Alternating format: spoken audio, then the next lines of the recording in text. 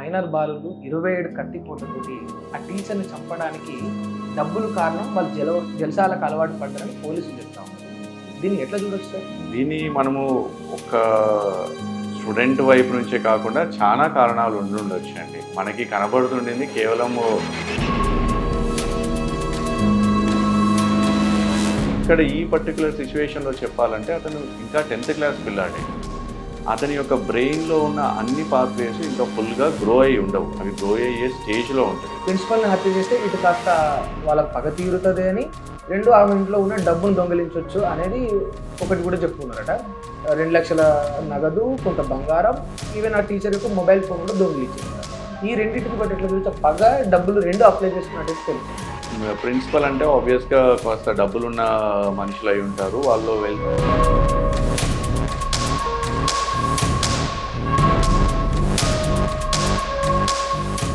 ఆ ప్రిన్సిపల్ తిట్టిందంట.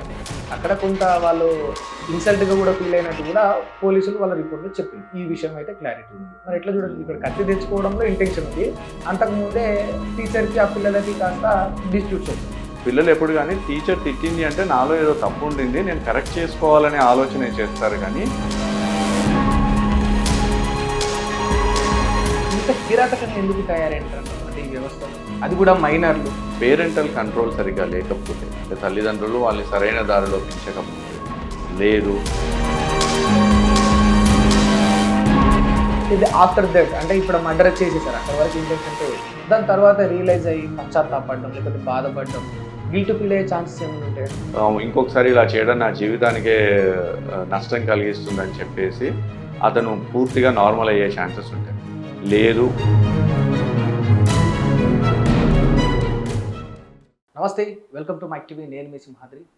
మీ అందరికీ తెలిసే ఉంటుంది, నల్గొండలోని కొండమల్లేపల్లిలో నాగార్జున గ్రామర్ టెక్నో స్కూల్ యొక్క ప్రిన్సిపల్ హత్య ఎంత దారుణంగా జరిగిందో. దాదాపు 1-2 కాదు, 27 కత్తిపోట్లతోటి ఆ స్కూల్ ప్రిన్సిపల్ని పొడిచి చంపేశారు. అలా పొడిచి చంపింది కూడా ఎవరో కాదు, తెలిస్తే విస్తుపోయే నిజాలని చెప్పాలి ఇవన్నీ కూడా. తన యొక్క విద్యార్థులే, అది కూడా 10th క్లాస్ స్టూడెంట్స్ అయిన 2 యువకులు, మైనర్ బాలులు, వాళ్ళు కూడా తనంత కిరాతకంగా నరికి చంపేసిండ్రు. మరి అలా చంపడానికి గల కారణాలు ఏంటి? నిజంగా జల్సాలకు అలవాటు పడమా, లేకపోతే ఏదైనా మాదక ద్రవ్యాలకు అలవాటు పడమా, నిజంగా డబ్బుల కోసమేనా, లేకపోతే ఇవన్నీ పక్కన పెడితే కక్ష సాధింపులా ఇంతటి క్రూరత్వం మైనర్ బాలుల్లో కూడా ఎందుకు ఇంత నిండిపోయింది అని అడిగి అన్ని విషయాలు తెలుసుకునే ప్రయత్నం చేద్దాం. మనతోని ఇప్పుడు డాక్టర్ వివాస్వన్ బూర్లా గారు ఉన్నారు. MBBS MD, professor of psychiatry, చాలా స్పెషలిస్ట్ సార్. ఇవన్నీ విషయాలు ఎందుకు జరుగుతూ ఉన్నాయి, వ్యవస్థలో ఉన్న లోపాలు ఏంటి, దీన్ని ఎట్లా సాల్వ్ చేయొచ్చు అడిగి తెలుసుకుందాం. సార్ నమస్తే. నమస్తే. బాగురా సార్? బాగున్నాను. ఇట్లా చూడడం సంతోషం ఉంది మిమ్మల్ని. చెప్పండి సార్, అంటే మీరు కూడా చూసే ఉంటారు ఆ న్యూస్. అవునండి. టీచర్ను విద్యార్థులు చంపడం అనేది సహజంగా అరుదుగా జరుగుతుంది. సరే, కొంత కక్ష సాధింపులతోనా, పగలతోనా, స్కూళ్ళలో ఏదైనా ధ్వంసం చేయడం, పేరెంట్స్ని తీసుకొచ్చి గొడవలు పెట్టించడం వరకు చూస్తాం మ్యాక్సిమం మనం. బట్ అది మైనర్ బాలులు 27 కత్తిపోట్లతోటి ఆ టీచర్ని చంపడానికి డబ్బులు కారణం. వాళ్ళు జల్సాలకు అలవాటు పడ్డారని పోలీసులు చెప్తా ఉన్నారు. దీన్ని ఎట్లా చూడొచ్చు సార్? అంటే ఇది నాకు కూడా కొంచెం కొత్తగానే అనిపిస్తుంది. బికాస్ ఒక టీచర్ని స్టూడెంట్స్ చంపడం అనేది ఈ మధ్యలో ఎప్పుడు మనము విన్న సంగతి కాదు. దీన్ని మనము ఒక స్టూడెంట్ వైపు నుంచే కాకుండా చాలా కారణాలు ఉండుండొచ్చు అండి. మనకి కనబడుతుండింది కేవలము డబ్బుల వల్ల అయి ఉంటుంది, లేదా జల్సాలకు అలవాటు పడి అవడం వల్ల ఉండుంటుంది. కానీ దీనికి చాలా కారణాలు ఉండుండొచ్చు. ఇది ఒక్కసారి సడన్గా అయిన సంగతి అయితే అయి ఉండదు. కొన్ని రోజులుగా మెల్లిమెల్లిగా ఎవాల్వ్ అవుతూ ఆ ప్రాసెస్లో ఉన్న ఇష్యూ అయి ఉండొచ్చు. మేబీ ఈ పర్టికులర్ ఇన్సిడెంట్లో టీసీ ఇవ్వడం అనేది ఒక మేజర్ కారణంగా కింద చూపెడుతున్నారు. కానీ టీసీ ఇవ్వడం అనేది ఆ పర్టికులర్ సెకండ్లో అప్పటిదాకా జరుగుతున్న ప్రాసెస్ని ప్రెసిపిటేట్ చేసే ఈవెంటే అయి ఉండు అని నాకు అనిపిస్తుండేది. బేసిక్గా పిల్లల్లో చిన్నప్పటి నుంచి వాళ్ళు పెరుగుతున్న వాతావరణం కానీ, వాళ్ళ యొక్క వల్నరబిలిటీస్ అని ఉంటుంది, వాళ్ళు ఎదుర్కొంటున్న సమాజం నుంచి ఎదుర్కొంటున్న మంచి చెడుల వల్ల కానీ, వాళ్ళు పెరుగుతున్న కుటుంబ వాతావరణం వల్ల కానీ, లేదా వాళ్ళు సమాజాన్ని చూసే దృక్పథం వల్ల కానీ, ఏదైనా సబ్స్టెన్స్ కానీ, ఏదైనా ఆల్కహాల్ కానీ, గాంజా కానీ, ఇంకేదైనా మత్తు పదార్థాల ఇన్ఫ్లుయెన్స్ వల్ల కానీ, లేదా పీర్ ప్రెషర్ అంటారు. అంటే మనం ఎవరితో అయితే తిరుగుతున్నామో వాళ్ళ యొక్క ఇన్ఫ్లుయెన్స్ వల్ల కానీ, లేదా మనకి ఈజీగా గ్రాటిఫికేషన్ అంటే రివార్డ్ మనకి ఏదైతే త్వరగా వస్తుందో వాటిని పొందాలనే కోరికలో మధ్యలో ఎవరైనా అడ్డొస్తే వాటిని మనం పక్కకు తొలగించుకుంటే మనకు కావాల్సిన రివార్డ్ని మనం ఈజీగా పొందగలమనే ఒక ఇమ్మెచ్యూర్డ్ వే ఆఫ్ థింకింగ్. ఎందుకంటే ఇక్కడ ఈ పర్టికులర్ సిచ్యువేషన్లో చెప్పాలంటే అతను ఇంకా 10th క్లాస్ పిల్లాడే. అతని యొక్క బ్రెయిన్లో ఉన్న అన్ని పాత్వేస్ ఇంకా ఫుల్గా గ్రో అయ్యి ఉండవు, అవి గ్రో అయ్యే స్టేజ్లో ఉంటుంది. ముఖ్యంగా ఎగ్జిక్యూటివ్ కంట్రోల్ అనేది మన ఫ్రంటల్ లోబ్ చేస్తుంది. ఏదైతే ఆ ఎగ్జిక్యూటివ్ కంట్రోల్ అనేది మనకు 18 నుంచి 20 ఏళ్ళ వయసులో మెల్లిగా అప్పటి వరకు గ్రాడ్యువల్గా గ్రోత్ అవుతూ 20 ఏళ్ళ వయసు తర్వాత పూర్తిగా మెచ్యూర్ అవుతుంది. సో ఇంకా ఒక ఎగ్జిక్యూటివ్ కంట్రోల్ అనేది పూర్తిగా గ్రో అవ్వకపోవడం వల్ల ఆ వల్నరబిలిటీ వల్ల చేసే సమస్య అయి ఉండొచ్చు. ఇలా దీనికి ఒకటని కాకుండా చాలా మల్టిపుల్ కారణాలు అయి ఉండొచ్చు. మనం ఒకదానికే పిన్ పాయింట్ చేసి ఈ క్షణాన చెప్పలేము. ఒక్కసారి కనుక మనకు పూర్తి రిపోర్ట్ వచ్చాక పోలీసుల దగ్గర నుంచి ఇంకా బెటర్గా అనలైజ్ చేయగలం మనం.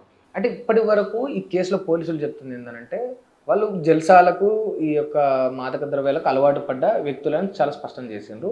వాళ్ళు కూడా పోలీసుల దగ్గర మైనర్ బాలులు ఒప్పుకున్నది ఏంటంటే ఆ ఇంట్లో అంటే ఆల్రెడీ టీచర్ మీద కాస్త పగ ఉందన్న విషయం వాళ్ళు క్లారిటీ ఇచ్చారు. అండ్ దాంతోపాటు ప్రిన్సిపల్ని హత్య చేస్తే ఇటు కాస్త వాళ్ళకి పగ తీరుతుంది అని, రెండు ఆమె ఇంట్లో ఉన్న డబ్బును దొంగిలించవచ్చు అనేది ఒకటి కూడా చెప్పుకున్నారట. 2 లక్షల నగదు, కొంత బంగారం, ఈవెన్ ఆ టీచర్ యొక్క మొబైల్ ఫోన్ కూడా దొంగిలించారట. ఈ రెండింటిని బట్టి ఎట్లా చూస్తే పగ డబ్బులు రెండు అప్లై చేసుకున్నట్టయితే తెలుస్తుంది. వాళ్ళు 2 కారణాలు అయి ఉంటాయి అని మీరు అంటే మనం అనుకుంటే మనకి ఇంకా ఎక్కడ క్లారిటీ రాలేదు. ఇంకెక్కడ ఇన్వెస్టిగేషన్స్ నుంచి కూడా ఎక్కడ క్లారిటీ రాలేదు.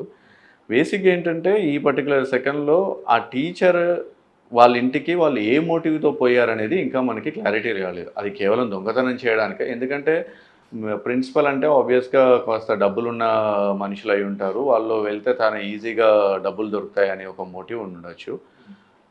కానీ మీరు కనుక ఈ పర్టికులర్ సీన్ని పూర్తిగా చూస్తే ఒక్కసారి ఎవరైతే పిల్లాడు వాళ్ళ టీచర్ ఆమెని రికగ్నైజ్ చేసి బాబు అని ఒక పిలిచింది అనేసరికి వెంటనే నేను గుర్తుపట్టేశారే, నేను దొరికిపోతానే అనే ఒక విక్టిమ్ రికగ్నైజేషన్ అంటాం అనమాట. అప్పుడు సడన్గా ప్యానిక్ అయిపోయి ఎలా నేను తప్పించుకోవాలి, ఈ సిచ్యువేషన్ నుంచి ఎలా తప్పించుకోవాలి అనే సిచ్యువేషన్లో ఆ ఇంపల్సివ్గా ఆ టీచర్ని హత్య చేసి ఉండొచ్చు. ఒక పాసిబిలిటీ. రెండో పాసిబిలిటీ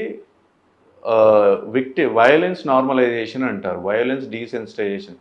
ఇప్పుడు మనకి సోషల్ మీడియాలో కానీ లేకపోతే టీవీ ఛానల్లో కానీ మనకి రిపీటెడ్గా వయలెన్స్కి ఎక్స్పోజర్ అయినప్పుడు ఈ హత్యలు చేయడం, ఈ దొంగతనాలు చేయడం అనేది it's a part of life, it's a normal part of life అనే దృక్పథం పిల్లల్లోకి వచ్చే ఛాన్స్ ఉంటుంది. సో ఆ పర్టికులర్ సెకండ్లో దొరికిపోయినప్పుడు ఏముండింది, నెక్స్ట్ ఆల్టర్నేట్ చంపేస్తే నేను ఎక్కడ దొరికిపోయే ఛాన్సెస్ తక్కువ కదా. ఇంతకుముందు చెప్పినట్టు వాళ్ళకి ఎగ్జిక్యూటివ్ ఫంక్షనింగ్ తక్కువగా ఉంటుంది. అంటే లాంగ్ టర్మ్ కాన్సిక్వెన్సెస్ గురించి ఆలోచించే ఆలోచన తక్కువగా ఉంటుంది. అంటే రేపు ప్రొద్దున ఏమవుతుంది, ఇప్పుడు నేను చంపేసిన తర్వాత లీగల్గా నాకు ఎటువంటి ఇష్యూస్ వస్తాయి, అవన్నిటి నుంచి ఆలోచించేంత డెవలప్మెంట్ ఇంకా అయ్యి ఉండదు. సో దానివల్ల కూడా మేబీ తన మోటివ్ డబ్బులు తీసుకెళ్ళడానికి అయి ఉన్నా కూడా ఆ సెకండ్లో దొరికిపోవడం వల్ల ఈ చంపేసే ఆలోచన ఉంటుంది కదా, అంటే చేయొచ్చు కదా అనే ఒక ఆలోచన కూడా ఉండొచ్చు. ఇంకొకటి అక్యూట్ అరోజల్ అంటారు. జనరల్గా మనకి ఎప్పుడైనా సడన్గా ఏదైనా అనుకోని సంఘటన జరిగితే త్వరగా మనము భీతిల్లిపోయి భయపడిపోయి ఈ సిచ్యువేషన్ నుంచి తప్పించుకోవడానికి మనకి నార్మల్గా ఉన్న మన యొక్క బిహేవియర్ కాకుండా వేరే బిహేవియర్ చేస్తాం. సడన్గా కోప్పడమో, తిట్టడమో, కొట్టడమో అలా చేస్తాం. ఆ అక్యూట్ థ్రెటనింగ్ సిచ్యువేషన్ వల్ల కూడా అయిన బిహేవియర్ కూడా అయి ఉండొచ్చు. కానీ మరి ఇంత దారుణంగా ఇప్పుడు సరే ఆ టీచర్ని నెట్టి వేసి తోసేసి ఏదో చేసినట్టు వచ్చారు 27 కత్తిపోట్లు. అండ్ ఇక్కడ మీరు అబ్జర్వ్ చేస్తే వాళ్ళు ఆల్రెడీ వెపన్తో వచ్చారు అంటే అక్కడ ఇంటెన్షన్ అయితే ఉంది అనేది ఒకటి తెలుస్తుంది. అండ్ అంతకంటే ఒక 15 days ముందు ఏం జరిగిందనంటే ఈ పిల్లల్ని వాళ్ళ తల్లిదండ్రుల ముందే ఏదో ఒక స్కూల్ విషయంలోనే హోంవర్క్ విషయంలో బేబీ దేని విషయంలో ఆ ప్రిన్సిపల్ తిట్టిందంట.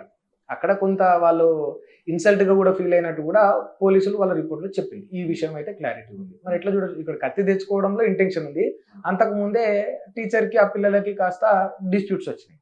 జనరల్గా ఏ టీచర్ కానీ వాళ్ళ పిల్లల్ని డిసిప్లిన్గా చేయడము అనేది చాలా నార్మల్. తిట్టడము, పనిష్మెంట్ ఇవ్వడం అనేది చాలా నార్మల్ థింగ్. కానీ ఈ చాలా వెరీ రేర్ సిచ్యువేషన్స్లోనే రివెంజ్ తీసుకునే స్టేజ్కి పిల్లలు వెళ్తారు. పిల్లలు ఎప్పుడు కానీ టీచర్ తిట్టింది అంటే నాలో ఏదో తప్పు ఉండింది, నేను కరెక్ట్ చేసుకోవాలనే ఆలోచనే చేస్తారు. కానీ టీచర్ మీదనే రివెంజ్ తీర్చుకోవడం అనేది చాలా రేర్గా జరుగుతుంది. ఇప్పుడు మనం ఇన్నేళ్ల నుంచి ఇంతమంది పిల్లల్ని చూస్తున్నాం, ఎవరు ఇలా బిహేవ్ చేయలేదు కదా. సో ఈ పర్టికులర్ ఆస్పెక్ట్లో మాత్రము కేవలం ఆ ఒక్క టీసీ ఇవ్వడం ఒకటి కారణమై ఉండొచ్చు. అండ్ రెండవది ఇదేంటంటే మా డబ్బుల కోసం ఎప్పుడైతే ఆ పర్టికులర్ ఇంటికి వెళ్ళిందో అప్పుడు సడన్గా దొరకడం వల్ల ఆ ఇమ్మీడియట్గా ఎలా రియాక్ట్ అవ్వాలో తెలియక మేబీ ఆ పర్టికులర్ పని చేసి ఉండొచ్చు. ఎందుకంటే మనకి ఇంకా క్లియర్ కట్ ఫోరెన్సిక్ రిపోర్ట్ కానీ పోలీస్ రిపోర్ట్ కానీ రాలేదు కాబట్టి కేవలం ఈ దృక్పథంతో చేశారని మనం చెప్పలేము. అంటే మరి ఇంత కిరాతకంగా ఎందుకు తయారైంటారు అంటే ఈ వ్యవస్థలో, అది కూడా మైనర్లు? దీనికి ఏంటంటే మనము అతని మొత్తం సైకలాజికల్ వల్నరబిలిటీస్ ఎలా ఉన్నాయనేది చూడడం చాలా ఇంపార్టెంట్. ఇంతకుముందు నేను చెప్పినట్టు ఎప్పుడైతే మనం వయలెన్స్ని డీసెన్సిటైజ్ చేస్తామో, వయలెన్స్ అనేది నార్మల్, అది పెద్దగా వచ్చే ఇబ్బంది ఏమీ లేదని డీసెన్సిటైజేషన్ చేయడం వల్ల, ఇంకోటి ఎంపతి అనేది కొంతమంది పిల్లల్లో వాళ్ళు పెరిగిన వాతావరణం వల్ల పేరెంటల్ కంట్రోల్ సరిగ్గా లేకపోతే, అంటే తల్లిదండ్రులు వాళ్ళని సరైన దారిలో పెంచకపోతే, లేదు ఇంట్లో ఎక్కువగా కాన్ఫ్లిక్ట్స్ అవుతూ ఉంటే తల్లిదండ్రుల మధ్య కానీ తల్లిదండ్రులు పిల్లల మధ్యలో కానీ కాన్ఫ్లిక్ట్స్ అవుతున్నా, లేదు ఏదైనా కమ్యూనికేషన్ గ్యాప్స్ ఉన్నా, వాళ్ళకి కావాల్సిన విషయాలన్నీ సరైన రీతిలో వాళ్ళకి దొరక్కపోయినా పిల్లలకి, వాళ్ళు నెక్స్ట్ బెస్ట్ వే ఎలా దొరుకుతుంది ఇది అనేది దాని గురించి ఆలోచిస్తారు. ఏదైతే తనకు కావాల్సిన విషయాలు ఆ దొరికే విషయంలో మనకి చాలా మార్గాలు అన్ని రకాల సోర్సెస్ నుంచి మనకు అర్థమవుతాయి. సో దొంగతనం కానీ డబ్బులు సంపాదించడం అనేది ఒక మార్గం కింద వాళ్ళు సెలెక్ట్ చేసుకొని ఉంటారు. అలా అవ్వడానికి కూడా మన యొక్క పర్సనాలిటీ ఫ్యాక్టర్స్ చాలా మేజర్ రోల్ ప్లే చేస్తాయి. ముఖ్యంగా క్లస్టర్ బి పర్సనాలిటీ ట్రేడ్లో some anti social personality traits అని కొన్ని ఉంటాయి. ఆ పర్సనాలిటీ ట్రేడ్స్ ఉన్న వాళ్ళు ఏం చేస్తారంటే ఇవన్నీ చాలా నార్మల్ అనుకుంటారు. అంటే చంపడము, కొట్టడము వాళ్ళకి కావాల్సింది ఇమ్మీడియట్ గ్రాటిఫికేషన్. వాళ్ళు అనుకున్నది జరగాలి, దానికి ఏ పని చేసినా కూడా పెద్దగా నష్టమేమీ లేదు. ఈవెన్ వాళ్ళు సొసైటల్ రూల్స్ కానీ లాస్ యొక్క పరిధులు కానీ ఇలా చేస్తే తప్పు అయితే ఏమవుతుంది, మహా అంటే రెండు నెలలు జైలుకి వెళ్ళేసి వస్తాను, మహా అంటే ఓ 6 నెలలు ఇబ్బంది పడేస్తాను, కానీ నాకు కావాల్సింది అయితే దొరికింది కదా, ఆ గ్రాటిఫికేషన్ అయితే వచ్చింది కదా అనే థాట్ ప్రాసెస్లో ఉంటారనమాట. సో దానివల్ల ఇలాంటివి చేయడం చాలా, అంటే ఇప్పుడు వీళ్ళు ఇట్లా చేయడానికి గల కారణాలు ఏముంటాయి? సరే వీళ్ళు కొంత యాంటీ సోషల్ పనులే అయినప్పటికీ కూడా వీళ్ళ మైండ్ సెట్ ఇట్లా ఉండడానికి కారణాలు ప్రధానంగా ఈ వ్యవస్థలు ఏముంటాయి? అంటే పేరెంట్సా, లేకపోతే వాళ్ళకి పాఠాలు చెప్తున్న టీచర్సేనా, లేకపోతే ఇప్పుడు సోషల్ మీడియా కూడా చాలా ప్రభావితం చేస్తుందని వింటాం కదా. ఒక సైకియాట్రిస్ట్గా మీరు చెప్పండి, అంటే ఏది ఎక్కువ? మనం ఎప్పుడు కానీ ఇలాంటి సిచ్యువేషన్స్లో కేవలం ఈ ఒక్క పాయింట్ వల్ల జరిగింది అని పిన్ పాయింట్ చేయడం అనేది జరగదు. నేను మీకు మొదట్లోనే చెప్పాను, ఇట్స్ అన్ ఎవాల్వింగ్ ప్రాసెస్ అయి ఉంటాయి. తన లైఫ్లో జరిగిన ప్రతి సిచ్యువేషన్కి ఒక పాయింట్ యాడ్ అవ్వుకుంటూ వచ్చి, మీరు అన్నట్టు అతని పేరెంట్స్ ఎలా, వాళ్ళ యొక్క పేరెంటల్ ప్యాటర్న్ ఎలా ఉందో అనేది ఒకటి, రెగ్యులర్గా స్కూల్ ఎన్విరాన్మెంట్లో అతను ఎదుర్కొంటున్న ఇష్యూస్ అవ్వచ్చు, తన యొక్క పీస్, తన యొక్క ఫ్రెండ్స్ ఎవరితోటి సాంగత్యం చేస్తున్నాడు, ఎవరితోటి ఫ్రెండ్షిప్తో ఉంటున్నాడు అనే ఇష్యూ అయి ఉండొచ్చు. మీరు ఇందులో ఇంకోటి ప్రధానంగా చూడాల్సింది మత్తు పదార్థాలకి బానిస అనే పాయింట్ కూడా ఉంటుంది. సో ఆ పర్టికులర్ మత్తు పదార్థాలకు బానిస అయినప్పుడు విచక్షణ కోల్పోవడం అనేది చాలా కామన్. అండ్ మూడవది, అతనికి ఒక మోటివ్ ఉంది, తనకు కావాల్సింది దొరకబట్టుకోవాలి, అంటే ఇద్దరు పైసలు కావచ్చు, లేకపోతే ఏదైతే తను ఎదుర్కొంటున్న సిచ్యువేషన్ నుంచి బయటపడాలనే ఆలోచన కావచ్చు, ఈ మోటివ్ కూడా ఉండింది. ఇవన్నీ కలిసి ఆ పర్టికులర్ సెకండ్లో ఆమెను చూసిన వెంటనే దొరికిపోయాననే భావనలో చేసిన సిచ్యువేషన్ కూడా అయి ఉండొచ్చు. లేదు మీరు అనుకుంటున్నట్టు ముందుగానే ఆ కత్తి తీసుకొచ్చారు కాబట్టి అతనికి ఆ మోటివ్ కూడా ఉండి ఉండొచ్చు. దాన్ని మనం ఇప్పుడు కంక్లూడ్ చేయలేము, అది రిపోర్ట్ వచ్చాకనే వీ కెన్ ఫైనలైజ్. అంటే వీళ్ళు మామూలుగా మనం ఓపెన్గా మాట్లాడుకుంటే రోడ్డు మీద ఏదైనా యాక్సిడెంట్ జరిగితే బ్లడ్ కింద కనిపిస్తేనే భయపడతాం. మరి ఇంత కిరాతకంగా చేసిరు కదా, అంటే వీళ్ళకు కంప్లీట్గా వీళ్ళు లైఫ్ టైం మొత్తం ఇట్లనే ఉంటారా వీళ్ళు, లేకపోతే ఇది ఆఫ్టర్ దట్, అంటే ఇప్పుడు మర్డర్ చేసేసారు అక్కడ వరకు ఇంటెన్షన్తో వచ్చి దాని తర్వాత రియలైజ్ అయ్యి పశ్చాత్తాపడడం, లేకపోతే బాధపడడం, గిల్ట్ ఫీల్ అయ్యే ఛాన్సెస్ ఏమైనా ఉంటాయా? ఉంటాయండి, డెఫినెట్గా. మనము చిన్నపిల్లలనే కాదు, పెద్దవాళ్ళు అన్నట్టు మీరు అన్నట్టు రక్తం చూసిన వెంటనే భయపడతారు. కానీ అతను అన్నిసార్లు చేయడానికి కారణం మనము ఇప్పటిదాకా చెప్పుకునే ఏ కారణమైనా అయి ఉండొచ్చు. ఒక్కొక్కసారి అతను గనక ఔట్ ఆఫ్ ఫియర్ భయంతోటే ఆ పర్టిక్యులర్ చేసుంటే రిమోర్స్ వచ్చేసి అంటే మీరన్నట్టు గిల్ట్ అదంతా వచ్చేసి ఇంకొకసారి ఇలా చేయడం నా జీవితానికే నష్టం కలిగిస్తుందని చెప్పేసి అతను పూర్తిగా నార్మల్ అయ్యే ఛాన్సెస్ ఉంటాయి. లేదు కొన్ని రకాల సైకలాజికల్ కండిషన్స్ ఉండి కొన్ని రకాల పర్సనాలిటీ ఇష్యూస్ ఉంటే మాత్రము వాళ్ళకి కంపల్సరీ సరైన ట్రీట్మెంట్ ఇస్తే మళ్ళీ దాదాపుగా నార్మల్గా చేసేయచ్చు. ఓకే. క్యూర్ అంటే ఒకవేళ చేయొచ్చు అంటే ఏ విధంగా చేయొచ్చు? ఒక సైకియాట్రిస్ట్ మీరు చెప్పండి. అంటే ఇప్పుడు సోషల్ మీడియా ప్రభావం గాని, పేరెంట్స్, స్కూల్ టీచర్స్ ఇవన్నీ ఉంటాయని ఏదైనా అయ్యుండొచ్చు. వన్ పాయింట్ యాడ్ అవుతూ వస్తది అని చెప్పారు గదా! మేజర్‌గా మనం అంటే దేన్ని ఎక్కువ ముందట పెడితే వాళ్ళు కొంచెం క్యూర్ అయ్యి నార్మల్‌గా అయ్యే ఛాన్సెస్ ఉంటాయి? బేసిక్‌గా మనకి చిన్నప్పటి నుంచి స్కూళ్ళల్లో యాన్యువల్ సైకలాజికల్ ఎవాల్యుయేషన్ అనేది చేయాలి పిల్లల్లో. అది మనం చాలా ఈజీగా మనం దాన్ని అంతగా పిల్లలు ఇప్పుడున్న సొసైటీలో పట్టించుకోవట్లేదు కానీ యాన్యువల్ సైకలాజికల్ రిపోర్ట్ అని ప్రతి ఇయర్ స్కూల్లో అసలు ఈ పిల్లలతో ఎలా ఒక్కొక్క సంవత్సరం ఎదుగుతున్న కొద్దీ వాళ్ళ బాడీలో బోత్ ఫిజికల్గా సైకలాజికల్గా చేంజెస్ వస్తాయి. సో వాళ్ళు ఎక్స్పోజ్ అవుతున్న సిచ్యువేషన్స్ ప్రకారము వాళ్ళు సైకలాజికల్గా ఎలా అంటే పెరుగుతున్నారు అనేది మనం అసెస్ చేయాల్సి ఉంటుంది ఎవ్రీ ఇయర్. దానివల్ల పిల్లల్లో దే ఆర్ గోయింగ్ అంటే రైట్ వేలో వెళ్తున్నారా లేదా దారి తప్పుతున్నారా అనే విషయం మనం ఎర్లీ స్టేజెస్లోనే రికగ్నైజ్ చేయొచ్చు. దానికి స్కూళ్ళల్లో కౌన్సిలర్స్ కానీ లేకపోతే సైకాలజిస్టులు కానీ ఉండడం ఎంతో అవసరం.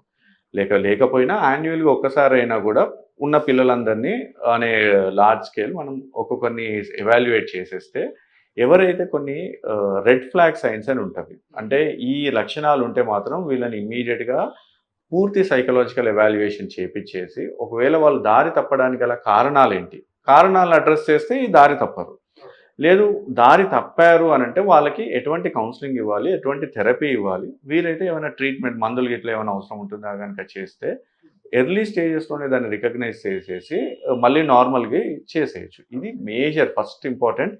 యాన్యువల్గా సైకలాజికల్ ఎవాల్యుయేషన్ చేయాలి స్కూల్లో కౌన్సిలర్స్ ఉంటారు. అండ్ ఇంకొక ఇంపార్టెంట్ అంటే పేరెంటల్ కౌన్సిలింగ్. జనరల్గా పేరెంట్స్ ఈ మధ్య ఏంటంటే బాగా బిజీ అవుతున్నారు వాళ్ళ లైఫ్లో. పాపం ఇప్పుడు పెరుగుతున్న నీడ్స్ బట్టి తల్లిదండ్రులు బిజీ అవుతున్నారు. పిల్లల మీద అంతగా దాన్ని శ్రద్ధ చూపెట్టడం ఎందుకంటే స్కూల్లో జాయిన్ చేసాం టీచర్ చూసుకుంటారనే అవగాహనలో ఉంటారు. కానీ ఫస్ట్ రికగ్నైజ్ చేసేది పేరెంట్సే. పిల్లల ప్రవర్తనలో తేడాలు వచ్చాయి.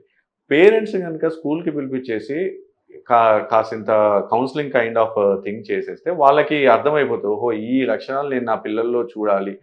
సో దట్ చూసిన వెంటనే టీచర్స్కి చెప్పేస్తే నెక్స్ట్ ఇమీడియట్గా ఎటు పంపించాలి అనేది ఒకవేళ కౌన్సిలింగ్కి వీలైతే కౌన్సిలింగ్ లేదంటే థెరపీకి వీలైతే థెరపీ అలా పంపించేసి ఇమ్మీడియట్గా ఎర్లీ స్టేజెస్లోనే రికగ్నైజ్ చేసేసి నార్మల్ చేయొచ్చు. ఓకే. అంటే మీరు అంటే చూసే ఉంటారు కదా అంటే చాలా మంది పేషెంట్స్ని డీల్ చేసి ఉంటారు కదా మామూలుగా అంటే ఇంత కిరాతకంగా ఉండే వాళ్ళలో స్టార్టింగ్ స్టేజ్లో కానీ లేకపోతే సెకండ్ స్టేజ్ థర్డ్ స్టేజ్ అని లక్షణాలు ఏ విధంగా ఉంటాయి అంటే ఒక ఇండికేషన్ ఇస్తే ఎవరైనా జాగ్రత్త పడతారు కదా? ఫస్ట్ అండ్ ఫార్మోస్ట్ వాళ్ళు వాళ్ళ నార్మల్ లైఫ్ నుంచి కాస్త డీవియంట్గా కనబడతారు. అంటే రెగ్యులర్గా పిల్లలు ఎదిగే ఉంటారు కదా స్టడీస్ మీద ఫోకస్ చేయడము తన టేక్ కేర్ చేయడము ఇలాంటి అంటే ప్రొద్దున లేచి స్నానం చేసి రెడీ అయ్యి స్కూల్కి వెళ్ళడం ఇలాంటి రెగ్యులర్ బిహేవియర్ నుంచి కాసింత తేడా కనపడుతుంది. రెండవది ఎక్కువగా దాపరికం చూపెడతారు. అంటే అంతా దాచుకొని కొన్ని పనులు చేస్తూ ఉంటారు. ఏం చేసామంటే ఏమీ లేదు నార్మలే అనే అది కనబడుతుంది. అంటే దాపరికం అనే అది మేజర్గా. మూడోది వాళ్ళ యొక్క అకాడమిక్ దాంట్లో మెల్లిమెల్లిగా స్లో అవుతారు. వాళ్ళ చదువులో వెనకబడిపోతూ ఉంటారు. నాలుగవది ఎక్కువగా ఫ్రెండ్స్తో గడుపుతూ ఎక్కువగా స్కూల్ని ఎగ్గొట్టేసి స్కూల్కి యాబ్సెంటీజం అని అంటారు. స్కూల్కి పోతున్నానని చెప్పేసి ఎగ్గొట్టేసి ఫ్రెండ్స్తో తిరగడం అనేది ఎక్కువగా కనబడుతుంది. రాత్రులు ఎక్కువగా నిద్రపోరు సరిగా. డే టైమ్ స్లీపీనెస్ అనేది ఎక్కువగా ఉంటుంది. రాత్రులు సరిగా నిద్రపోరు. అండ్ ఇంకొకటి చేతుల మీద కానీ కాళ్ళ మీద కానీ ఏమైనా గుర్తులు కొన్నిసార్లు ఇంజెక్షన్స్ తీసుకున్నా లేకపోతే ఏదైనా వైలెన్స్ బిహేవియర్ చేసినా కట్ చేసుకున్న గుర్తులు కానీ అలాంటివి కూడా ఉండే ఛాన్స్ ఉంటాయి. అండ్ వాళ్ళ బిహేవియర్లో చాలా ఈజీగా కోపం వస్తుంది. ప్రతి చిన్న విషయానికి ఈజీగా కోపడతారు, చిరాకు పడుతూ ఉంటారు. ఏది అడిగినా కూడా ఏమీ లేదు అంతా నార్మల్సే అనే దాటవేసే ధోరణి చాలా నార్మల్గా కనపడతాయి. ఇవన్నీ ఫస్ట్ ప్రైమరీగా మనకు కనపడే లక్షణాలు. ఇలా కనుక అంటే మనకి యాజ్ ఎ తల్లిదండ్రులకు కానీ యాజ్ ఎ టీచర్గా కానీ ఇతను నార్మల్గా లేడు అని రికగ్నైజ్ చేయడం హార్డ్లీ 5 to 10 మినిట్స్లో తెలిసిపోతుంది. మామూలుగా మనం ఏమనుకుంటామంటే ఆ వయసులో పిల్లాడు ఎదుగుతున్నాడు కదా, ఇది ఎదిగే లక్షణాలు అనుకొని మనం ఇగ్నోర్ చేస్తాం. కానీ ఎప్పుడైతే మనకు డౌట్ వచ్చిందో వెంటనే ఎవాల్యుయేట్ చేయించడం అనేది చాలా ఇంపార్టెంట్. ఎవాల్యుయేట్ చేస్తే యాక్చువల్ రీజన్ ఏంటిదో తెలుస్తుంది. దాన్ని అడ్రస్ చేసేస్తే ఇంత క్రిమినల్ ఇలా 27 సార్లు కత్తిపోటు పొడిచేంత సైకలాజికల్ వ్యవస్థ డెవలప్ అవ్వదు. ఇప్పుడు ఆ అబ్బాయి ఇట్లా చేశాడు కదా, ఆయన ఒక స్కూల్ అబ్బాయి 10th క్లాసు. ఇప్పుడు ఇదంతా కూడా వ్యవస్థ మొత్తం తెలిసిపోయింది. వాళ్ళ దగ్గర ఉండే స్నేహితులకు కానీ లేకపోతే ఆయన క్లోజ్ ఫ్రెండ్స్కి కానీ వాళ్ళ సిచ్యువేషన్ ఎట్లుంటుంది? వాళ్ళు ఇప్పుడు ఈయనను చూసి అంటే ఈ సంఘటన చూసి భయపడే పరిస్థితి ఉంటుందా, లేకపోతే వాళ్ళు కూడా దీనికి ప్రేరేపించడానికి ఎక్కువ ఛాన్సెస్ ఉంటాయా? మంచి క్వశ్చన్ అండి, ఇది చాలా వ్యాలిడ్ క్వశ్చన్. ఎందుకంటే దీన్ని చాలా 2 విధాలుగా చెప్పాలి. ఫస్ట్ ఆఫ్ ఆల్ ఎవరైతే వల్నరబుల్గా ఉంటారో వాళ్ళు ఇలాంటి సిచ్యువేషన్ చూసిన వాళ్ళు ఫస్ట్ భయపడతారు.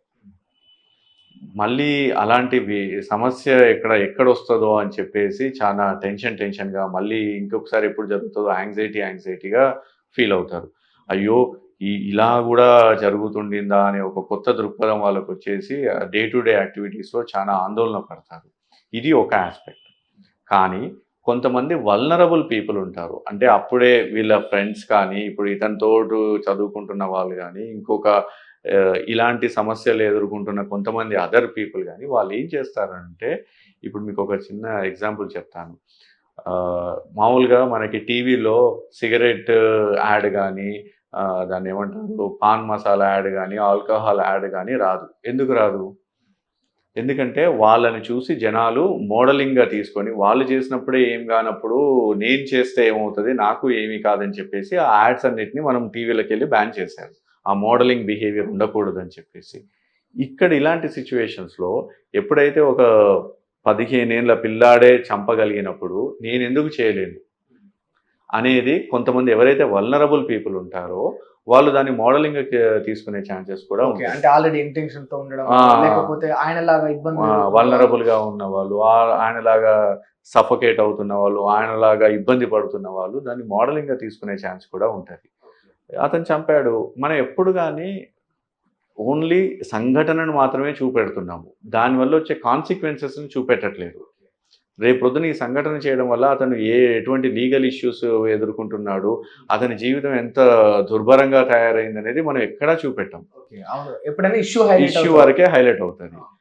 కాబట్టి ఏమవుతుంది, ఈ మోడలింగ్ చేసేవాళ్ళు ఓహో చేసేసుకుంటే అయిపోతుంది, పెద్ద ఇబ్బంది ఏమీ లేనట్టుంది, చంపేయచ్చు అంటే ఒక వేరే మనిషిని ఈజీగా చంపేయచ్చు అనే ఒక థాట్కి వచ్చేస్తాడు. ఎందుకంటే కాన్సిక్వెన్సెస్ చూడడు కాబట్టి. సో మోడలింగ్ చేసే ఛాన్సెస్ ఉంటాయి. అందుకనే మనము ఇవి రిపోర్టింగ్ ఇవి చేసేటప్పుడు కాన్సిక్వెన్సెస్ చూపెడితే చాలా ఉత్తమం. పీపుల్ విల్ లెర్న్, దీనివల్ల ఇన్ని ఇబ్బందులు వస్తాయి అనేది నేర్చుకొని మనం ఒక రకంగా ఇలాంటి వాటిని తగ్గించే, అంటే అలాంటి ఆలోచన ఉన్న వాళ్ళని అలాంటి వైపు పోకుండా చేసే సౌలభ్యం మనకు ఉంటుంది. ఇప్పుడు ఇది స్కూల్ వరకు ఇప్పుడు జరిగిన ఇన్సిడెంట్. ఇప్పుడు స్కూల్ అనేది పక్కన పెడితే మైనర్లను తీసుకుంటే, అంటే వాళ్ళు ఇష్టపడ్డ అమ్మాయిని చంపడం, బెంగళూరులోకి ఇన్సిడెంట్ అయింది. ఇక్కడే ఐడిపిఎల్ దగ్గర కూడా ఒక అమ్మాయి ఇష్టపడి వాళ్ళ అమ్మని చంపేయడం అబ్బాయితో కలిసి, ఇట్లా మైనర్లు చేసినవి చాలా ఘటనలు ఉన్నాయి. అంటే మైనర్లు ఇంత క్రూరంగా తయారవడానికి కారణం ఏంటి? మామూలుగా ఒకప్పుడు మేజర్ చేసిందంటే పగలు కక్షలు పెట్టుకొని ఓ 50 ఏళ్ళ వ్యక్తి 40 ఏళ్ళ వ్యక్తి నరికి చంపినంటే అది కామన్ గా ఉంటుండే, సరే అనుకుంటుండే. బట్ ఇప్పుడు మైనర్లు చంపినట్టు అది కామన్ అయిపోయింది వ్యవస్థ. అది దానికి మేజర్ కారణం మనం వైలెన్స్ని నార్మలైజ్ చేస్తున్నాం మూవీస్లో కానీ. ఇప్పుడు ఫర్ ఎగ్జాంపుల్ ఒక మూవీస్లో ఒక హీరోని ఎలివేట్ చేయాలంటే ఒక 10 మందిని కొడితేనే హీరోగా ఎలివేట్ అయిపోతాడు. వైలెన్స్ ఈజ్ నార్మలైజ్ అయిపోతుంది. అండ్ ఎంపతి అనేది, అయ్యో పరుల గురించి ఆలోచించాలి, ఎదుటి వాళ్ళ గురించి మనం కాసింత ఏంటిది సానుకూల దృక్పథంతో ఉండాలనే అది ఎంపతి అనేది చాలా మటుకి జనాల్లో తగ్గిపోతుంది. మనకు కావాల్సింది మనం సాధించుకోవాలి, స్వార్థం ఉండాలి. మనకు కావాల్సిన తర్వాత ఏదైనా మనకు వచ్చిన తర్వాతనే వేరే వాళ్ళ గురించి ఆలోచిద్దాం. ఆ ఎంపతి అనేది చాలా మటుకి తగ్గిపోతుంది. అండ్ దీంతో పాటు బేసిక్గా స్కూళ్ళలో ఎక్కడ కూడా ఇవి ఉండవు, దాన్ని ఏమంటారు మోరల్ వాల్యూస్ పెంచే క్లాసెస్ అనేటివి ఎక్కడా ఉండవు. 24 గంటలు చదువుతున్నారా, మన పిల్లలకి ర్యాంక్ ఎంత వచ్చింది, వాళ్ళు ఎంత మంచిగా కెరియర్లో డెవలప్ అవుతున్నారు అనే దాని మీదనే ఉంటుంది. కానీ ఒక కాంప్రిహెన్సివ్గా హోలిస్టిక్గా ఒక పిల్లాన్ని సరైన పౌరుడిగా తయారు చేసి సమాజంలోకి వదులుతున్నామా అనే కాన్సెప్ట్ అనేది చాలా మటుకి దూరం అయిపోయింది. అసలు మోరల్ వాల్యూస్ అనేటివి పిల్లలకి నేర్పించాలి, అసలు ఇలాంటి మోరల్ వాల్యూస్ ఉంటాయి అని తెలిసే సిచ్యువేషన్ కూడా ఇటు పేరెంట్స్ తరపు నుంచి కానీ అటు స్కూల్ తరపు నుంచి కానీ దొరకట్లేదు. సో నేర్చుకునే సిచ్యువేషన్ లేనప్పుడు పాపం వాళ్ళకి దొరికిన ఇన్ఫర్మేషన్ ఏదైతే వాళ్ళకి పేపర్ ద్వారానో సోషల్ మీడియా ద్వారానో ఫ్రెండ్స్ ద్వారానో లేకపోతే వాళ్ళ టీచర్స్ ద్వారా వచ్చిన విషయం ఇదే నార్మల్ అనుకొని అలానే ముందరికి వెళ్తున్నారు. ఇప్పుడు స్కూల్ విషయానికి కాలేజ్ విషయానికి వస్తే వాళ్ళ క్లాసుల ద్వారానో లేకపోతే ఆ మోరల్స్ ఏదైతే ఉంటే అవి నేర్పించవచ్చు. నిజంగా అంటే ఈ స్కూలు కాలేజ్ దాటిపోయి స్టేజెస్లో ఉన్న వాళ్ళకి ఎట్లా సార్ అంటే అవేర్ చేయడం, అంటే దీని నుంచి వాళ్ళను సేవ్ చేయడం ఎట్లా పాసిబుల్ అవుతుంది? అంటే ఎవరిని అంటున్నారు అంటే ఇప్పుడు మనం చూస్తాం జాబ్ చేసే వాళ్ళు ఐటీ ఎంప్లాయీస్ ఆఫీస్లోనే పొడిచి చంపేస్తారు వాళ్ళ కొలీగ్ని, లేకపోతే రోడ్డు మీద దోస్తులు ఒకే కాలనీ వాళ్ళు కొట్టుకొని చనిపోతారు, చాలా క్రూరంగా కిరాతకంగా అబ్నార్మల్గా చేస్తారు. బట్ ఇది నార్మలే అని అనుకునే మెంటాలిటీలో వాళ్ళు ఉంటారు. మరి దీనికి ఫుల్ స్టాప్ అవకాశం ఉందా? ప్రతి సమస్యని మనం నార్మలైజ్ చేయడం అనేది ఇట్స్ వెరీ కష్టం అండి. కాకపోతే ఏంటంటే ఆ పర్టికులర్ సిచ్యువేషన్ జరిగినప్పుడు ఏం మోటివ్ ఉండింది వాళ్ళలో, ఏ సిచ్యువేషన్స్ వల్ల ఏ పరిస్థితుల వల్ల వాళ్ళు అలా బిహేవ్ చేశారనేది అర్థం చేసుకోవాలి. కొన్నిసార్లు వాళ్ళకి ఆ పర్టికులర్ సెకండ్లో ఇంకా నేను ఈ పద్ధతి తప్ప ఈ సిచ్యువేషన్ తప్ప ఇంకా వేరే మార్గం లేదు అనే సిచ్యువేషన్కి వస్తారు. అలా వచ్చే పరిస్థితులు ఏంటివి అనేటివి మనం అవగాహన చేసుకోవాలి. ఎప్పుడు కానీ వయలెన్స్ అయిన తర్వాత దాన్ని ఎట్లా నార్మలైజ్ చేయడం అనే దానికన్నా అసలు వయలెన్స్కి పోకుండా ఎలా చేయాలని నేర్పించడమే చాలా ఉత్తమం. అయ్యాక నార్మలైజ్ చేయడం అనేది అప్పటికి సిచ్యువేషన్ అయిపోయి ఉంటుంది, మన చేయి దాటిపోయి ఉంటాం. అసలు ఆ వయలెన్స్ వైపే వెళ్ళకుండా వయలెన్స్ వైపే ప్రేరేరిత కాకుండా ఎలా చేయాలనేది మన చేతిలో ఉంటుంది. ఈ చంపడమే మోటివ్గా పెట్టుకున్నారు జనాలు. వాస్తవానికి దేనికైనా కూడా సమస్య ఇప్పుడు చంపడమే. అంటే తల్లిని కానీ తండ్రిని కానీ ప్రేయసిని కానీ టీచర్ని కానీ ఇప్పుడు చూస్తున్నట్టు ప్రకారం, లేకపోతే కొలీగ్ని కానీ ఈవెన్ ఫ్రెండ్ని కానీ ఈ చంపడాన్నే వీళ్ళు సొల్యూషన్గా ఎందుకు తీసుకుంటున్నారంటారు? అంటే సమస్య పరిష్కరించుకోవడానికి మీరు మొదట్లో అన్నట్టు చాలా దారులు ఉంటాయి, వీళ్ళు చంపడాన్ని ఎందుకు ఎంచుకుంటున్నారు? ఇది సినిమాలో డైలాగ్ ఉంటుంది కదండి, ఆ ప్రకాష్ రాజ్ గారు అంటారు, అతను చస్తే నువ్వు సీఎం అవుతావు కానీ చంపితే నువ్వు నేరస్తుడు అవుతావు అనే డైలాగ్ ఉంటుంది.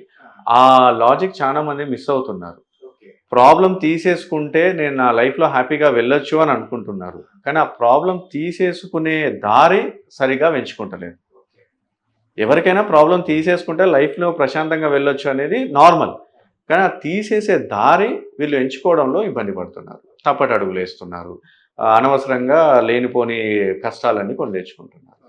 అంటే సోషల్ మీడియా ఇంపాక్ట్ ఏమన్నా బాగుంటుందా? అంటే సోషల్ మీడియా సినిమాలు కానీ కేవలం సోషల్ మీడియా ఇంపాక్ట్ వల్లనే జనాలు ఇలా తయారవుతున్నారని మనము జనరలైజ్ చేయాలి. బట్ ఇప్పుడు అదే ప్రధానంగా చర్చ నడుస్తుంటది ఎప్పుడైనా కూడా, సోషల్ మీడియా ఫోన్ అంటారు. ఈవెన్ తల్లిదండ్రులు కూడా ఫోనే అంటారు, టీచర్స్ కూడా నీకు ఈ వయసులోనే ఫోన్ ఎందుకురా అనే విధంగానే చూస్తుంటాం మనం ఇప్పుడు. కానీ సోషల్ మీడియాను ఒక్కదాన్నే మనం ప్రధాన కారణంగా ఎందుకు చూడలేము.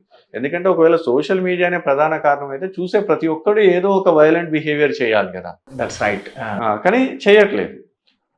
జనరల్గా చాలా సింపుల్గా చెప్పాలంటే ఇప్పుడు మనము ఎడ్యుకేషన్ వల్ల ఎటువంటి ఇబ్బంది లేదు, కానీ ప్రతి ఇయర్ ఎడ్యుకేషన్ వల్ల ఎంతో కొంతమంది సూసైడ్ చేసుకుంటున్నారు. అలా అని చెప్పేసి ఎడ్యుకేషనే సూసైడ్స్కి కారణం అని చెప్పగలమా? Right. In a similar way social media చూడడం వల్ల కొంతమంది సూసైడ్ చేసుకున్నారు, కొంతమంది ఇట్లా క్రిమినల్ బిహేవియర్ చేస్తున్నారు. అలా అని ప్రతి క్రిమినల్ బిహేవియర్కి సోషల్ మీడియానే కారణం అనేది వీ కెనాట్ చెప్పలేదు. ఐ థింక్ లాజిక్ అర్థమై ఉంటుంది. సో సోషల్ మీడియాలో మనం ఎటువంటి కంటెంట్కి ఎక్కువ ఎక్స్పోజ్ అవుతున్నాము? వైలెన్స్ ఉన్న కంటెంట్కి ఎక్కువ ఎక్స్పోజ్ అవుతున్నామా? వాళ్ళు ఆ వయలెన్స్ని చూసే దృష్టి మార్చేటట్టు ఉండే కంటెంట్ని ఎక్కువ ఎక్స్పోజ్ అవుతున్నామా అనేది మనకి ఇంపార్టెంట్. ఆ పిల్లలు ఏ కంటెంట్ని ఎక్కువగా ప్రిఫరెన్స్గా చూస్తున్నారు అనేది మనము కంట్రోల్ చేయాల్సి ఉంటుంది. దీన్నే మనం డిజిటల్ మీడియా లిటరసీ అని అంటాం. సో మనము చూస్తున్న కంటెంట్ ఏంటి, దానివల్ల వచ్చిన కాన్సిక్వెన్సెస్ ఏంటివి, అంటే దానివల్ల వచ్చే పరిణామాలు ఏంటివి అనేటివి మనం పిల్లలకి అవగాహన చేయాలి. దీన్ని చేయాల్సిన బాధ్యత ఎవరి మీద ఉండింది? మళ్ళీ తల్లిదండ్రుల మీదనే, టీచర్స్ మీదనే ఉండింది. ఎవ్రీథింగ్ మనం మనం నేర్పించిన విధానంలోనే పిల్లలు వెళ్తారు. మనం చూపెట్టిన దారిలోనే పిల్లలు వెళ్తారు. మనం వదిలేస్తే వాళ్ళ ఫ్రీగా వాళ్ళకి కావాల్సింది చూసేసి, వాళ్ళకి కావాల్సిన విధంగా వాళ్ళు బిహేవ్ చేయడం స్టార్ట్ చేస్తారు. చాలా అంటే సోషల్ మీడియాలో వినిపిస్తది, బయట కూడా వినిపిస్తది. ఇంట్రోవర్ట్ మీద మాట్లాడుతా ఉంటారు ఎక్కువమంది. ఇంట్రోవర్ట్స్‌గా ఎవరైతే కొంచెం సైలెంట్‌గా ఉంటారో, వాళ్ళని ఎక్కువ శాతం క్రిమినల్‌గా పరిగణిస్తారు. అంటే ఇంట్రోవర్ట్స్ డేంజర్ అంటారు. వారెవరితో మాట్లాడలేరు గానీ సైలెంట్‌గా అన్ని పనులు చేసేస్తారని ఇంట్రోవర్ట్స్ మీద ఒకటుంటది. నిజంగా అంటే సైకలాజికల్ ప్రకారం అట్లా ఉంటదా? ముఖ్యంగా సిట్యుయేషన్ ఎక్కడొస్తుందనంటే, ఎప్పుడైతే ఇంట్రోవర్ట్ అయ్యారో, వాళ్ళలో కొన్ని పర్సనాలిటీ అసెస్‌మెంట్స్ చేయాలి. బేసిక్ సమాజం నుంచి దూరం వెళ్ళిపోతున్నాడు. ఇంట్రోవర్ట్ అంటే సమాజానికి ఎక్స్‌పోజ్ అవ్వకుండా, ఫ్రీగా తన యొక్క ఆలోచనల్ని జనాలకి చెప్పకుండా, తనలో తను దాచుకుంటూ, సమాజం నుంచి కాస్త దూరంగా ఉంటున్నాడు. దీనికి చిన్నప్పుడు ఏమైనా చైల్డ్‌హుడ్ ట్రామాస్ ఉన్నాయా కనుక్కోవాలి. అంటే ఇన్‌అప్రోప్రియేట్ సెక్షువల్‌గా యూజ్ చేయడం కానీ, లేకపోతే బాగా ఎక్కువగా వయలెంట్‌గా బిహేవ్ చేసి, ఓవర్‌గా డిసిప్లిన్డ్‌గా పెంచడం వల్ల కానీ, లేకపోతే ఆహ్, ఆహ్, తల్లిదండ్రులు ఎవరో ఒక సింగిల్ పేరెంట్ ఒక తల్లి దగ్గర పెరగడమో, ఒక తండ్రి దగ్గర పెరగడమో, లేకపోతే ఇటు ఫ్యామిలీలో కాన్‌ఫ్లిక్ట్స్ రోజు ఎవ్రీడే గొడవలు జరుగుతున్న వాతావరణంలో పెరగడం వల్ల గానీ, ఇలాంటి సెవెరల్ కారణం వల్ల చైల్డ్‌హుడ్ ట్రామాస్ ఏమన్నా ఉన్నాయా అనేది ఒకటి బేసిక్‌గా ఫస్ట్ మనం చూసుకోవాలి. సెకండ్ థింగ్ ఏంటంటే, వాళ్ళలో సైకలాజికల్‌గా మోర్ ఆఫ్ సైకోపాత్స్‌గా తయారవుతున్నారా? అంటే సైకోసిస్ వైపు వెళ్తున్నారా? మోర్ ఆఫ్ డిప్రెషన్ సైడ్ వెళ్తున్నారా? లేకపోతే యాంగ్జైటీ సైడ్ వెళ్తున్నారా? అనేది చూసుకోవాలి. ఎవరైతే సైకోపాత్స్ వైపు వెళ్తున్నారో కొంతమందికి డెల్యూషన్స్ అండ్ హాలుసినేషన్స్ వచ్చే ఛాన్స్ ఉంటది. డెల్యూషన్స్ అంటే అపనమ్మకాలు. పక్కన వాళ్ళు నన్ను చంపడానికి చూస్తున్నారు. లేదా పక్కన వాళ్ళు నాకు మంత్రాలు చేస్తున్నారు. అంటే వీళ్ళే ఎక్కువ ఫీల్ అయిపోతారు. అట్లా లేకుండా వీళ్ళని కాదు. అందులో కొంతమంది అంటే ఇలా సమాజం నుంచి దూరమయ్యే వాళ్ళలో ఇలాంటి కొంతమంది కేటగరీస్ ఉంటారనమాట. కొన్ని డెల్యూజన్స్, కొన్ని హాలుసినేషన్స్ ఉండడము. కొంతమంది ఏంటంటే ఈ సమాజం నన్ను చానా దాన్నేమంటారు తక్కువ దృష్టితో చూస్తుండింది. ఈ సమాజం నన్ను బాగా ఇబ్బంది పెడుతుంది అనే ఒక దృష్టితో చూసేవాళ్ళు ఉంటారు. సో, ఈ డెల్యూజన్స్, హాలుసినేషన్స్ ఉన్న వాళ్ళని సైకోపాత్స్‌గా మనం అంటే సైకోసిస్‌తో ఇబ్బంది పడుతున్న వాళ్ళుగా చూస్తాం. వాళ్ళలో ఒక్కొక్కసారి ఎవరైతే ఈ అబ్బాయి నాకు అన్యాయం చేస్తున్నాడు అనే ఫీల్ అవుతుందో, వాళ్ళ మీద అగ్రెసివ్ బిహేవియర్ చూపెట్టే ఛాన్స్ ఉంటుంది. కానీ ఇంట్రోవర్ట్స్‌లో ఇలా అగ్రెసివ్ బిహేవియర్ చూసేవాళ్ళు హార్డ్‌లీ 0.5-1% ఉంటారు. అంతకన్నా ఎక్కువగా ఉండరు. యాహ్! సో, అదంతా ఒక మిత్. దాన్ని ఆ! 100కి 100 పాళ్ళు. ఓకే. సరే. ఓకే. ఈ ఈ కేసు విషయంలో మాకొక ఫైనల్ కన్క్లూజన్ ఏంటి సార్? అంటే ఇప్పుడు మైనర్ ఇంతటి దారుణానికి ఒడిగట్టింది కదా! ఆ రూపారెడ్డి అనే ఆ ప్రిన్సిపల్ 27 కత్తిపోట్లతో పొడిచింది కదా! మరి నిజంగా అంటే పిల్లల్ని దారిలో పెట్టుకోవడానికి కావచ్చు, ఫ్యూచర్‌లో ఇలాంటివి జరగకుండా ఉండాలంటే ఏ మైనర్ అయినా సరే అంటే వాళ్ళెవరైనా సరే ఈవెన్ మేల్ అవ్వని, ఫీమేల్ అవ్వని, అటు సెక్సువల్ అబ్యూజ్ అవ్వని, ఇటు క్రిమినల్ యాక్టివిటీ అవ్వని దీనిని అరికట్టాలంటే పేరెంట్స్ గాని, టీచర్స్ గాని, సొసైటీ గాని, ఈవెన్ దో గవర్నమెంట్ గాని ఎలాంటి జాగ్రత్తలు తీసుకుంటే దీన్ని తగ్గించే అవకాశాలు ఉంటదని చెప్పండి? ఫస్ట్ అండ్ ఫార్‌మోస్ట్‌గా అన్నిటికన్నా ముఖ్యము చిల్డ్రన్ అగ్రెసివ్‌గా బిహేవియర్ అవ్వడం అనేది చాలా రేర్. ఇలాంటి వయలెంట్ క్రైమ్స్ చేయడం అనేది చాలా రేర్. ఈ ఒక్క కంటెంట్‌ని తీసుకొని అందరు యూత్ ఇలానే ఉన్నారు, అందరు పిల్లలు ఇలానే అవుతున్నారు అనేది మనం జనరలైజ్ చేయకూడదు. First and foremost thing. అన్ ఇప్పటిదాకా ఇన్నేళ్లలో ఇలాంటి ఇన్సిడెంట్ హార్డ్‌లీ ఒక్కటో, రెండో. 10,00,00,000 మంది ఉన్న జనాభాలో ఒక్క ఇన్సిడెంట్ ఈస్ రియల్లీ చాలా మినిమల్ థింగ్. First thing. దీన్ని గనక ఓవర్ సెన్సేషనలైజ్ చేసి, ఓవర్‌గా మనం ప్రొజెక్ట్ చేస్తే, ఎవరైతే మోడలింగ్ చేసే బిహేవియర్ ఉన్న వాళ్ళలో దీన్ని మనం ఇన్‌ఫ్లూయెన్స్ చేసే ఛాన్సెస్ ఒకటి ఎక్కువగా ఉండిద్ది. సో, ఓవర్ సెన్సేషనలైజ్ చేయడం అనేది మంచిది కాదు. ఇంకొకటి ఆబ్వియస్‌గా తల్లిదండ్రులకి ఈవెన్ దో వాళ్ళు వాళ్ళ యొక్క పనుల్లో బిజీగా ఉన్నా, వాళ్ళ యొక్క పిల్లల్లో వచ్చే మార్పుల్ని గమనించాల్సిన బాధ్యత వాళ్ళ మీదనే ఉంటుంది. ఏ చిన్న మార్పు జరిగినా కూడా ఎందుకిలా జరుగుతుంది అని కూలంకషంగా ఆలోచించాల్సిన బాధ్యత తల్లిదండ్రుల మీద ఉంటుంది. ఎప్పుడైతే స్కూల్‌కి పిల్లాడు వెళ్తున్నాడో, ఈవెన్ దో టీచర్స్ వాళ్ళ యొక్క సబ్జెక్ట్స్ చెబుతున్నా కూడా పిల్లల్లో వచ్చే మార్పుల్ని ఎందుకంటే వాళ్ళతోటే రోజుకి 8 గంటలు పిల్లలుంటారు. తల్లిదండ్రులతో కన్నా ఎక్కువసేపు టీచర్స్ తోటే ఉంటారు.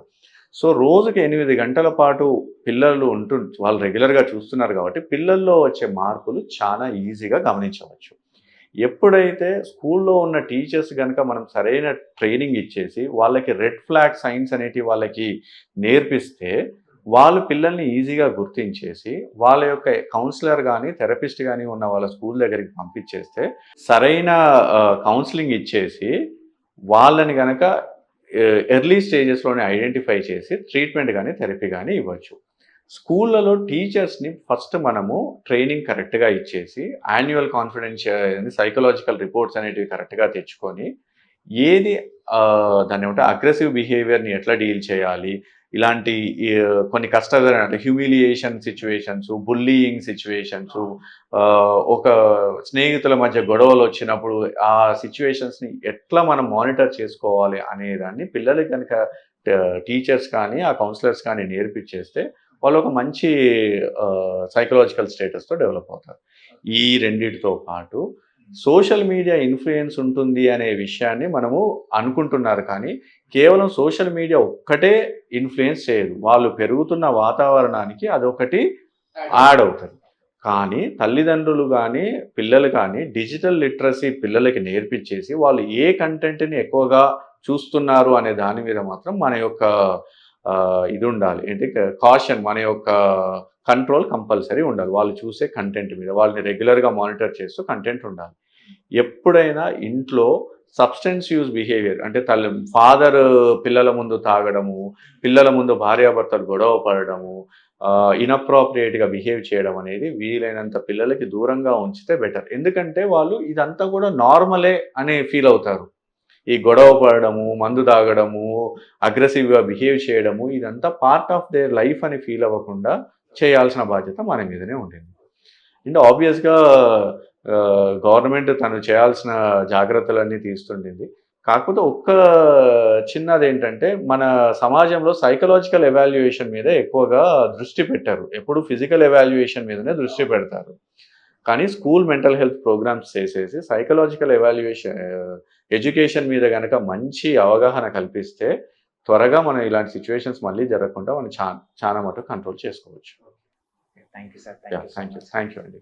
చూశారు కదా, అది సార్ చెప్తున్న అంశం అయితే. అంటే ఇప్పుడు ఈ Nagarjuna grammar techno school principal Rupa Reddy యొక్క హత్య విషయంలో ఆ మైనర్ అబ్బాయి 10th క్లాస్ స్టూడెంట్ ఏదైతే చేస్తాడో దాన్ని ఒక అంశాన్ని బేస్ చేసుకొని ఎందుకే చేశాడన్న ఇంటెన్షన్ అనేది చెప్పలేము అనేది చాలా స్పష్టంగా చెప్తున్నాడు. ఎందుకనంటే ఒక సోషల్ మీడియానో లేకపోతే ఒక తల్లిదండ్రుల అజాగ్రత్తనో లేకపోతే టీచర్ల కేర్లెస్ విధానం వల్లనో విద్యార్థులు ఇట్లా కాదు, వ్యవస్థలో వస్తున్న ప్రతి అంశం వల్ల ఒక్కొక్క పాయింట్ దగ్గర ఒక్కొక్క సిచ్యువేషన్ దగ్గర ఒక్కొక్కటి అతని యొక్క భావజాలం ఆ విధంగా ఉండేటట్లుగా మలవడానికి లేకపోతే ఆయన అట్లా ప్రవర్తించడానికి అవకాశాలు ఉంటాయి. సో అంటే ఒక క్రిమినల్ అవ్వడానికి కావచ్చు లేకపోతే క్రిమినల్ యాక్టివిటీకి కావచ్చు, ఇలాంటి అనివార్య ఘటనలు క్రియేట్ చేయడానికి కావచ్చు, కారణం అతని జీవితంలో ఒకటి అనేది ఉండదు అనేది చాలా స్పష్టంగా మనం గుర్తుపెట్టుకోవాల్సిన అవసరం అవుతుంది. అంటే సార్ చెప్తున్న అంశాల ప్రకారం అది సోషల్ మీడియాను కానీ పేరెంట్స్ కానీ ఈవెన్ సినిమాలు కానీ ఏదైనా కానీ. అండ్ ఇంకొక విషయం ఏంటంటే ఇక్కడ అబ్జర్వ్ చేస్తే క్రిమినల్ యాక్టివిటీ అనేది కామన్ అయిపోయింది అనేది చాలా స్పష్టంగా చెప్పింది సార్. అది ఒక ఇంటర్వ్యూలో ఒక హైలైట్ విషయం ఏంటంటే సినిమాలో అంటే ఒక నలుగురిని కొట్టకపోతే అతని హీరో కాదు, అతనిది హీరోయిజం కాదు, అతను రాయల్ కాదు అనే ఫీల్కి మెంటాలిటీకి జనాలు వచ్చేసిండ్రు. అది ఒక సినిమా వల్ల కావచ్చు, దేని వల్ల అయినా కావచ్చు. సో కొట్టడం అనేది అది అబ్నార్మల్, చంపడం అనేది అది అబ్నార్మల్ అనే విషయాన్ని ఈ సమాజానికి తెలపాల్సిన అవసరం ఉంది. అండ్ ఒక క్రైమ్ని ఎంతైతే హైలైట్ చేస్తుందో ఈవెన్ మీడియా కానీ సోషల్ మీడియా కానీ ఎవరైనా కానీ ఆ క్రైమ్ తర్వాత వచ్చే ఈక్వేషన్స్ ఏమేమి ఉంటాయి, అతను జైల్లో ఎట్లా బాధపడతాడు, తన జీవితాన్ని ఎట్లా కోల్పోతాడు, పేరెంట్స్కి ఎట్లా దూరం అవుతాడు, తన స్వేచ్ఛను ఎట్లా కోల్పోతాడు అనే విషయాలు కూడా ఎక్కువ పబ్లిసిటీ చేయడం ద్వారా ఈ క్రిమినల్ యాక్టివిటీకి ఆ ఇంటెన్షన్ ఉన్న వాళ్ళు దూరమయ్యే ఛాన్సెస్ ఉంటాయి. Thank you.